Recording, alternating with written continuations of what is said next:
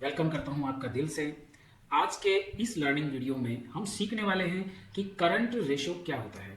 देखिए, 5000 से ज्यादा कंपनियां स्टॉक मार्केट में लिस्टेड हैं, लेकिन उनमें से कौन सी कंपनियां ऐसी हैं जिन्हें हम फ्यूचर के लिए बाय कर सकते हैं या जिन्हें हम अपने पोर्टफोलियो में शामिल कर सकते हैं। इसके लिए हमें कंपनी का फंडामेंटल एनालिसिस आना चाहिए। तो ये जो सीरीज है इसमें मैं आपको फंडामेंटल एनालिसिस के बारे में बताने वाला हूं, जिसमें आज हम डिस्कस करेंगे कि करंट रेशो क्या होता है। देखिए, करंट रेशो दो चीजों से मिलकर बनता है। एक है करंट एसेट्स और एक है करंट लाइबिलिटी।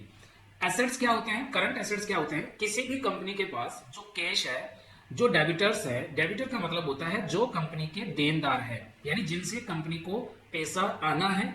फॉर एग्जाम्पल के लिए कि मैंने 10 लोगों को 1 लाख रुपए का माल बेच दिया, तो उन लोगों से मेरे पास जो पैसा आना है तो वो मेरे डेबिटर कहलाएंगे।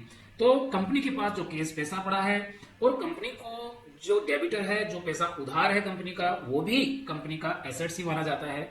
और बिल्स रिसीवेबल का मतलब है कंपनी ने कोई सर्विस दी है लेकिन अभी तक उन बिल्स का पेमेंट आया नहीं है, तो वो बिल्स रिसीवेबल होते हैं। और शॉर्ट टर्म इन्वेस्टमेंट्स का मतलब हो गया कि आपने कंपनी के पास में कैश पड़ा है तो कंपनी ने उसको एफडी में डाल दिया या कहीं पर भी जो है बॉन्ड्स में डाल दिया। ठीक है, तो कंपनी उनको जब भी जरूरत पड़ेगी तो कंपनी उनको कैश में क्या कर सकती है? कन्वर्ट कर सकती है। तो करंट एसेट्स का आप सीधा सीधा मतलब ये समझ लो कि कंपनी का पैसा जो कंपनी के पास है और कंपनी के पास जो आने वाला है, या फिर कंपनी ने उसको किसी इन्वेस्टमेंट में डाल रखा है। मान लो कंपनी ने कोई जमीन खरीद ली, लेकिन जरूरत पड़ी तो तुरंत उस जमीन को बेच के वो उसे किस में कन्वर्ट कर सकती है? एसेट्स में कन्वर्ट कर सकती है। तो ये जो सारा का सारा मैटर है ये करंट एसेट्स कहलाता है। यानी एक तरीके से कंपनी की जो संपत्ति है वो करंट एसेट्स कहला रही है। ठीक है, और दूसरी चीज आ गई करंट लाइबिलिटी मतलब जो कंपनी है उसकी जो देनदारी है उसे हम क्या बोलेंगे? करंट लाइबिलिटी बोलेंगे। जैसे कि आपने बैंक पे कोई ओडी लिया हुआ है, जब हम बैंक में ट्रांजेक्शन करते हैं तो हमारे को बैंक क्या करता है? हमारे अकाउंट पे एक ओडी की फैसिलिटी दे देता है, ओवरड्राफ्ट। जैसे मान लो आपका बैंक में करंट अकाउंट है और आपका 5 लाख का बैंक ने ओडी दे दिया, तो आपके अकाउंट में पैसा नहीं है, लेकिन आप उस बैंक ओडी का यूज अपनी कंपनी के जो एक्सपेंसेस है, जो पेमेंट्स है वो करने में कर सकते हैं। लेकिन वो हुआ क्या? वो एक तरीके से बैंक से लोन ही तो हुआ। ओडी क्या हुआ? लोन हुआ। तो कुल मिला के करंट लाइबिलिटी का मतलब हो गया ऐसे लाइबिलिटी, ऐसी देनदारियां जो कंपनी को देनी है। तो कंपनी के ओवरड्राफ्ट हो गए, कंपनी के क्रेडिटर्स हो गए। क्रेडिटर कौन होते हैं? जहां से कंपनी माल परचेज कर रही है तो भैया उनको भी तो पेमेंट देना है, तो वो कंपनी के क्रेडिटर्स हो गए। और कंपनी के जो बकाया बिल्स हैं, बिल्स पेबेबल है, तो इस कैटेगरी के जो चीजें हैं उन्हें हम देनदारी कहते हैं। तो कुल मिला के बात यह है कंपनी की लेनदारी और कंपनी की देनदारी। सही है, तो कंपनी के पास पैसा पड़ा है, ठीक है, जो रिसीव होने वाला है, या जो शॉर्ट टर्म इन्वेस्टमेंट है जिसे कंपनी कभी भी जरूरत पड़े तो कैश में कन्वर्ट कर सकती है, तो वो एक तरीके से करंट एसेट्स कहलाता है। और लाइबिलिटी क्या कहलाती है? करंट लाइबिलिटी जो बैंक ओडी, क्रेडिटर्स और जो बिल्स पेबेबल है, ये मोटा मोटा करंट लाइबिलिटी कहलाती है। तो जिस कंपनी में करंट एसेट्स ज्यादा होते हैं, सपोज करो हम एक उदाहरण के लिए, अब आपको मैथ थोड़ा सा समझना पड़ेगा। करंट एसेट्स मान लीजिए इसके पास है 200 करोड़, लेकिन कंपनी में जो करंट लाइबिलिटी है, जो कंपनी को देना है, वो सिर्फ 20 करोड़ ही है। तो भैया अगर आप इसको भाग दोगे तो 0 से 0 गया और 2 से कितनी बार गया? 10। तो यहाँ पे जो करंट रेशो आया वो कितना आया? 10 आया। ठीक है, अब इसको हम एनालिसिस कैसे करेंगे? अगर करंट रेशो 10 आ रहा है, इसका मतलब ये हुआ कि कंपनी के पास जो एसेट्स है वो लाइबिलिटी से 10 गुना है। तो इसका मतलब क्या हुआ कि कंपनी का जो प्रोफाइल है वो क्या है? स्ट्रांग है। भाई आपके पास बैंक में पैसा पड़ा है, आपके पास कैश फुल पड़ा है, आपके पास जो रिसीवेबल है वो भी आने वाला है, इन्वेस्टमेंट्स भी है, तो इसका मतलब है आपकी जो प्रोफाइल है वो बिल्कुल क्या है? स्ट्रांग है। तो जिस कंपनी के पास, अब एनालिसिस हम क्या करने वाले हैं, जिस कंपनी के पास एसेट्स ज्यादा होते हैं, ये फाइनल कंक्लूजन है, जिस कंपनी के पास एसेट्स ज्यादा होते हैं और जिसपे लाइबिलिटी कम होती है, उसको, उसकी जो प्रोफाइल है वो क्या मानी जाएगी? वो स्ट्रांग मानी जाएगी। यानी आप ये समझ लीजिए कि अगर करंट एसेट्स, अच्छा एक एग्जांपल और लेते हैं, यहाँ पे करंट एसेट्स है 100 करोड़ का, लेकिन भैया कंपनी से मांगने वाले भी कितने हैं? 100 करोड़ ही है। 100 करोड़ से 100 करोड़ में किया तो कितना आया? 1।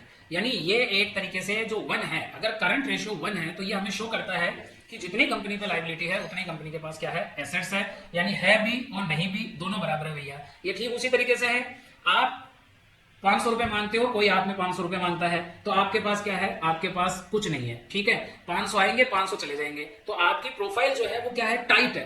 लेकिन सोचो आप 2000 रुपए मांगते हो, लेकिन आपने मांगने वाले 200 ही है, तो आपके पास 1800 रुपए फिर भी क्या रहेगा, बैलेंस में रहेगा, इसलिए आपकी प्रोफाइल क्या होगी, स्ट्रॉन्ग होगी। तो यही बात आपको कंपनी सेलेक्ट करते समय हमेशा ध्यान देना है कि हमेशा वो कंपनी हमें सेलेक्ट करनी है जिसका करंट रेशियो 1 से ज्यादा हो। अगर 1 से ज्यादा है, 1 है, 2 है, 3 है, 4 है, 5 है, तो हम मानेंगे कि उस कंपनी की प्रोफाइल क्या है, स्ट्रॉन्ग है। अगर 1 है तो हम मानेंगे कि भैया टाइट है, यानी जितना आना है उतना ही जाना है, जितना एसेट्स है उतना ही लाइबिलिटी है, तो हम ये मान के चलेंगे कि वो जो कंपनी का प्रोफाइल है वो टाइट है। लेकिन अगर किसी के पास में 1 से कम है, फॉर एग्जाम्पल के लिए आपके पास आने वाला 10 करोड़ है, लेकिन आपके पास जाना कितना है, 20 करोड़ है। मान लो एसेट्स आपके पास 10 करोड़ के पड़े हैं, लाइबिलिटी भैया 20 करोड़ की पड़ी है, मांगने वाले तुम्हारे में 20 करोड़ मांग रहे हैं, तुम्हारे पास आना 10 करोड़ है, तो अभी तुम्हारा ये जो रहेगा वो 1/2 रहेगा।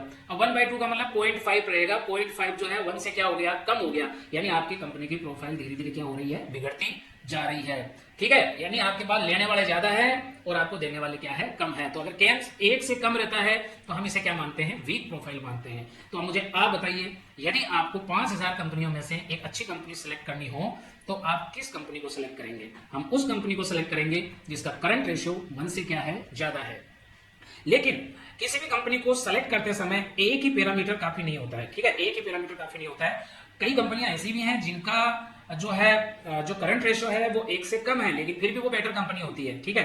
लेकिन वहां ये देखा जाता है कि उसकी जो लाइबिलिटी है वो किस सिनेरियो में लाइबिलिटी है, ठीक है। हो सकता है वो अपना बिजनेस डेवलप कर रही है, ठीक है, तो उसके लिए हो सकता है कि किसी केस में उसकी लाइबिलिटी बढ़ भी सकती है, बट वो हम एक एडवांस चीजों में जाएंगे। उसके लिए हमें क्या करना पड़ेगा, एक पैरामीटर नहीं, उसके लिए कई पैरामीटर्स का क्या करना पड़ेगा, एनालिसिस करना पड़ेगा। तो ये था करंट रेशियो का फुल वीडियो, ठीक है। अच्छा, चलो हम देखते हैं कि इस रेशियो को हम लोग कैसे फाइंड आउट करते हैं, ये भी मैं बताता हूं प्रैक्टिकली, ठीक है। तो चलो मैं इसको तो मैं बंद कर देता हूं और यहां मैं आपका एक खोल लेता हूं, स्क्रीनर खोल लेता हूं, ठीक है।